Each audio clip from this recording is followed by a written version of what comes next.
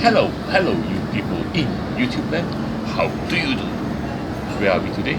Well, we are at People's Park Complex. Yes, the Park of the People in Chinatown. A place where people gather, I guess. A park, which is not a park, which is actually more like a food center. Yes, there's a food center here. And we're going to go in here to this food center to get some food. During the weekends, this place can get quite full, quite packed. People coming here for lunch, and then there are long queues for certain stalls. Like just now was the Yong Tau Fu store. This one here is a braised duck store. I didn't know this store was so famous. Maybe I should come back here next time to give it a try. But what are we going to try at this food center is this shop here. I think this is one of the last few shops in Singapore selling this dish called lo mein. And this is the lo mein specialist. So I came here and ordered their lo mein. And yep. So what is lo mein? I don't know. So this is it. This is what you get.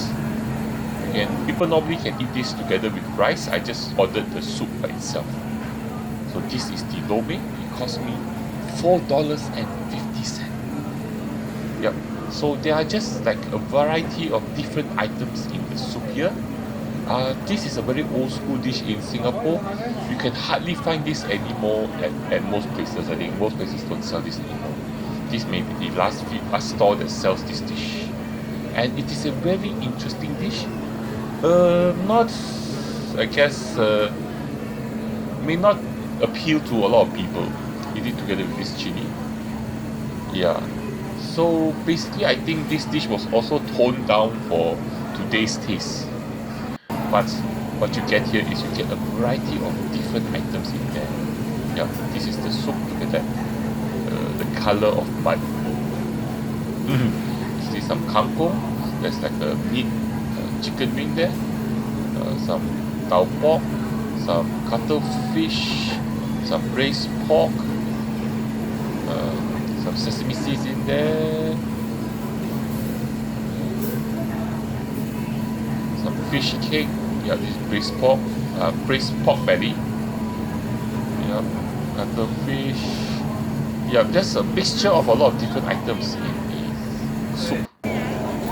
Yes, so like I said, this dish here, not your usual dish, so this is the soup. Let's taste the soup. And so the soup is hot. Okay, that was interesting. Very interesting. The second taste of the soup, even more interesting. Yes, this I think something that people have to get used to it. So first of all, the taste of the soup is something very similar to Yong Tau Fu sauce. It has that flavor to it. Just that there's also an undertone of like fermentation in there. A bit interesting. Not your normal soup. It's sweet and savory and a bit fermented. And then this is the pork belly. Pork belly is okay. Seasoned by the sauce, the soup. Then you also have the tau pork, which is the tofu. Also soaking in that soup, so it has a strong soup flavor. Next up, let's see what we can find in this smorgasbord of ingredients. This looks like the cuttlefish. Okay, cuttlefish cooked well. Not too tough, which is good. And what else do we have? Oh yeah, you have some bean curd skin here.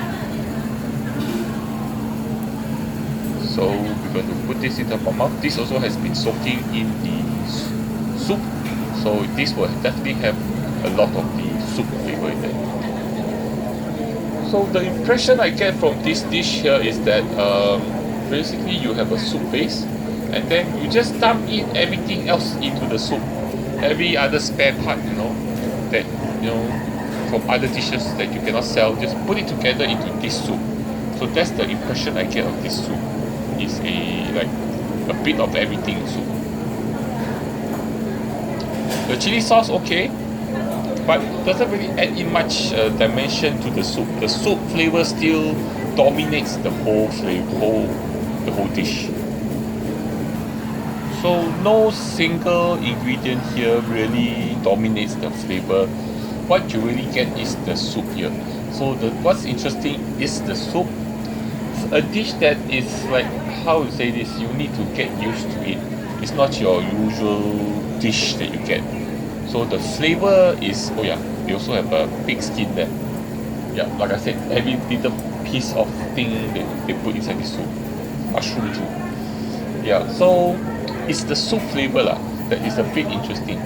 You get a clear soup, but a clear soup with those Yong Tau Fu, the sweet sauce flavor, which is sweet and savory at the same time, and then cut with an undertone of fermentation. Yeah. So this soup here is an acquired taste. Something that I still haven't acquired yet. The first time I ate this dish, the first time I came to this store to try this unique dish, after I took the first taste of the soup, my stomach started to grumble. It went, what are you trying to do to me? Yeah, but this time when I took it, I taste the soup. Maybe the place maybe toned down the thing slightly. My stomach didn't make the sound, and it didn't make the sound, or maybe because I was expecting the flavor. Yeah, so some vegetable soup, kangkong, water morning glory. Yep, which gives it a more crunchy vegetable crunch to it. So like I said, there's a variety of different ingredients in there which you don't normally find together with this very unique, slightly pungent soup, fermented flavor soup. Yeah, so okay, this dish is not for everybody. Most people won't like it. Definitely the younger generation will not like this dish, and this is one of the last few places in Singapore that you can find this dish. Yeah, so there is a reason why this dish is not more popular, but interesting. Yeah, this is the meat portion of the chicken wing, but the chicken wing has been sitting in the soup for a long time, so the meat is nice, soft and tender, but it has also been sitting in the soup, so it absorbs some of the flavor too. Anyway, so that was the Lo Mei specialist, and this place is also well known for how do I say this, dishes from China. So a lot of workers from China do come here during the weekend to have some food and also some beer too. So lunchtime, dinner time, this food center, the portion that has more of the China food, it is quite packed with people eating and drinking. Yep.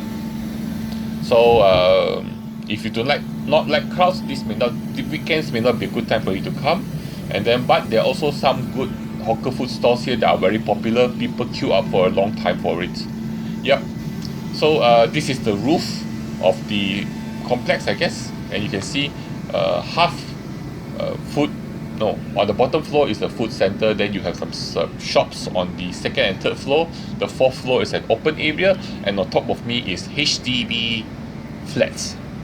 Yeah, because of the the air thingy, it's a bit noisy at this place here. But this is how Singapore is like. Lots of different types of purposes of buildings are incorporated into one building. Anyway, so this was our food adventure here. I hope you enjoyed it. Okay, so that brings us to the end of our adventure. Yep. A bit further away from where we started off, this is Hong Lim.